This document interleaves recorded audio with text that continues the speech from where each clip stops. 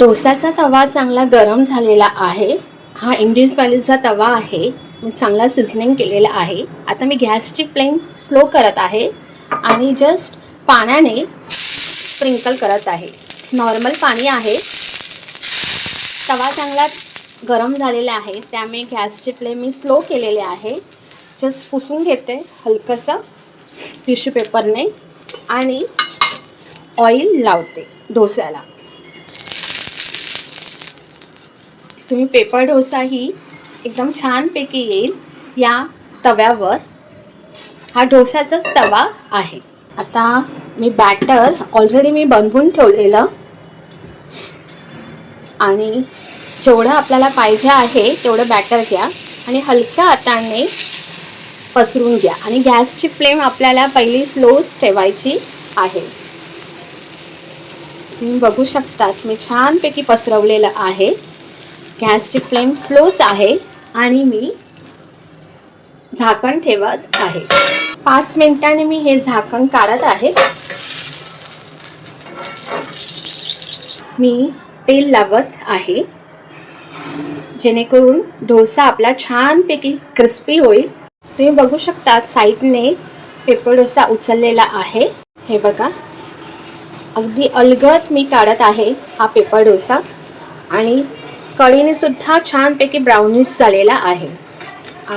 तुम्ही बाजूची ही बघा, ही बाजू सुद्धा छानपैकी क्रिस्पी झालेली आहे. तुम्ही ह्याच्यावर बटरही लावू शकतात साईड मधोमध बाजूला सुद्धा आणि बटाट्याची भाजी घालून मसाला डोसाही बनवू शकतात.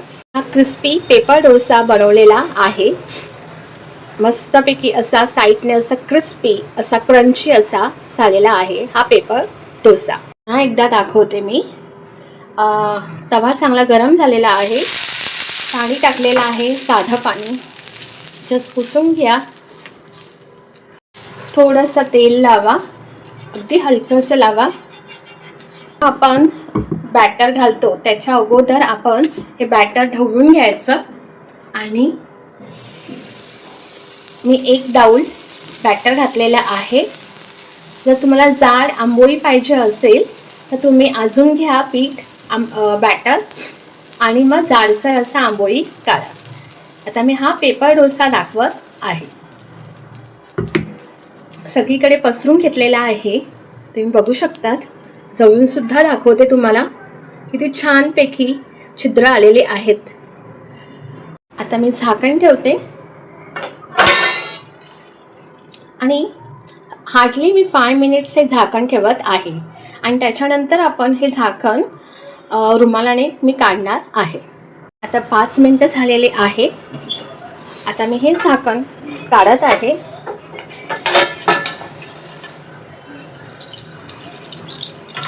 आता गॅसची फ्लेम मी स्लोच ठेवलेली आहे आणि कढईने आपल्याला तेल लावायचं आहे. अगदी या प्रकारे. तुम्हाला बटर लावायचं असेल तरी तुम्ही लावू शकतात. आता एवढीच लालूच झालेली आहे आणि लगेचच डोसा असा वर झालेला आहे. एकदम मस्तपैकी असा. एकदम झूम करून सुद्धा दाखवत आहे आणि पलटवते. हे बघा किती छानपैकी ब्राउनिश झालेला आहे.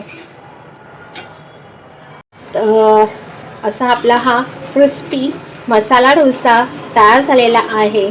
एकदम डोसाच्या गाडीवर मिळतो तसा. तर तुम्ही नक्की हा पेपर डोसा नक्की बनवा. आणि डोसाबरोबर मी सकाळीच बनवलेली आमटी. नॉर्मली आपण चटणी खातो पण मालवणी माणूस कुळदाचं सांबार किंवा काळ्या वाटाण्याचं सांबार खातो. तर आज मी कुळदाचं सांबार बनवलेला आहे अगदी मालवणी पद्धतीने.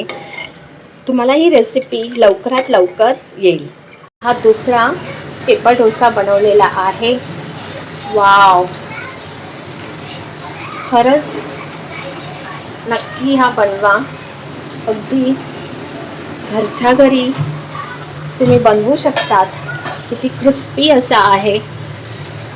लहान मुलांनाच काय मोठ्या माणसांना सुद्धा तुम्ही हा घरच्या घरी हा पेपर डोसा आवडेल. लहान मुलांना, मोठ्या माणसांना, सगळ्यांना आवडेल हा पेपर डोसा. आणि स्पेशली तर लहान मुलांना तर खरंच खूप आवडतो. टिफिनलासुद्धा खरंच चांगला आहे. आणि गरमागरम द्या लहान मुलांना, अगदी 4-5 आरामात खातील. कारण का आपण गरम गरम देतो हा डोसा म्हणून. तर एकदम क्रिस्पी असा आहे, क्रंची असा. डिश पूर्ण रेडी झालेली आहे. पेपर डोसा एकदम क्रंची झालेला आहे. एकदम तुम्ही बघू शकता. थांबा तुम्हाला बघते. एकदम क्रिस्पी क्रंची असा झालेला आहे. अगदी डोसाच्या गाडीवर मिळतो तसा एकदम कुरकुरीत असा झालेला आहे. तर तुम्हाला दाखवायचा होता म्हणून तुम्हाला मी सांगत आहे. म्हणून मी कुस्करून दाखवला की किती क्रिस्पी आहे याच्यासाठी. तर नक्की बनवा. मी बॅटर अगोदरही दाखवलेलं तरी तुम्हाला सांगते. माझ्याकडे रेशनचे तांदूळ संपलेले, तर मी माझ्या घरी पेजेचे तांदूळ होते, म्हणजे गावठी सुरे तांदूळ होते. तर त्याचा तांदळाचा मी वापर केलेला. तुम्ही रेशनच्या तांदळाचा वापर केलात तरीही चालेल. मी रेशनच्याच तांदळाचा डोस्यासाठी, घावण्यांसाठी, भाकरीसाठी वापरते. पण माझ्याकडे रेशनचे तांदूळ संपल्यामुळे म्हणून मी पेजेच्या तांदळाचा वापर केलेला. तर प्रमाण असं 3 कप रेशनचे तांदूळ, 1 कप उडीद डाळ आणि 1 कप पोहे आणि 1 छोटा चमचा मेथीचे दाणे घालायचे. असं तिन्ही गोष्टी वेगवेगळ्या सेपरेट करा. फक्त पोहे बॅटर म्हणजे आपण मिक्सरला ग्राइंड करण्याच्या अगोदर पोहे भिजत घालायचे 10 मिनिटं. फक्त 10 मिनिटं किंवा 15 मिनिटं घातलात तरी चालेल. सकाळभर पोहे भिजत घालण्याची गरज नाही. फक्त तांदूळ, रेशनचे तांदूळ आणि उडीद डाळ दोन्ही सेपरेट धुवा, स्वच्छ धुवा. 3-4 वेळा छानपैकी धुवा पोहे. पुन्हा मी मेजरमेंट सांगते. 3 कप रेशनचे तांदूळ, 1 कप उडीद डाळ आणि 1 कप जाड पोहे, म्हणजे कांदे पोहेसाठी वापरतो ते जाड पोहे. तांदूळ आणि उडीद डाळ छानपैकी स्वच्छ धुवा. तांदूळ 3 ते 4 वेळा छानपैकी धुवा आणि उडीद डाळ 2 ते 3 वेळा धुवा. दोन्ही सेपरेट पाणी घालून ठेवा. आणि 8 तास तांदूळ आणि उडीद डाळ भिजत झाल्यावर मग ग्राइंड करण्याच्या अगोदर पोहे, 1 कप पोहे भिजत घाला. तिन्ही मी सेपरेट दळलेलं, एकदम रवाळ असं दळून ठेवलेलं. जास्त पातळही नाही आणि जास्त घट्ट नाही असं बॅटर मी बनवलेलं. तिन्ही सेपरेट दळलं. तांदूळ वेगळे ग्राइंड केले, उडीद डाळ वेगळी ग्राइंड केली आणि पोहे सुद्धा. आणि सगळं एकत्रित एका भांड्यामध्ये मी कुकरमध्ये बॅटर ठेवलेलं. आणि चांगलं सगळं मिक्सरला ग्राइंड झाल्यानंतर हाताने, आपल्या उजव्या हाताने आपण छानपैकी ढवळत राहायचं. एकदम फटाफट असं ढवळत राहायचं. त्यामुळे त्या बॅटरला चांगली ऊब होईल आणि आपले डोसे एकदम छानपैकी क्रिस्पी होतील. नक्की ट्राय करून बघा. आणि हे बॅटर एकदम उबदार ठिकाणी ठेवा. जिथे आपण जेवण बनवतो त्या ठिकाणी ठेवलात तरी चालेल. आणि आता गरमीचेही दिवस चालू झालेले आहेत, त्यामुळे बॅटर छानपैकी फर्मेंट व्हायला छानपैकी फर्मेंट होतं. तर 8 तास आपण पुन्हा हे बॅटर आंबवायला ठेवायचं. आणि मीठ अजिबात घालायचं नाही आपलं डोस्याचं बॅटर आंबवत असताना. आणि सकाळी जेव्हा आपण बॅटर बनवायला सुरुवात करतो तेव्हा आपण मीठ घालायचं. बघायचं की पीठ किती घट्ट आहे आणि किती म्हणजे बरोबर असेल तर पाणी घालायची गरज नाही. आणि मीठ घालून मग जसं तुम्हाला मी दाखवलं त्याप्रमाणे तुम्ही डोसे बनवा.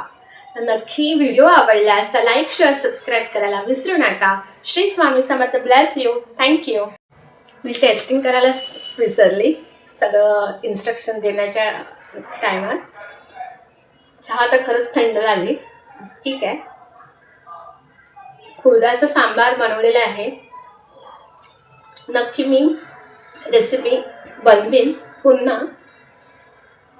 अतिशय छान झालेलं आहे. अगदी गावची आईच्या हातची चवची आठवण झाली आणि सुंदर. नक्की नक्की बनवा. आता मी पूर्ण ताट संपवून घेते. तर bye bye. Love you all.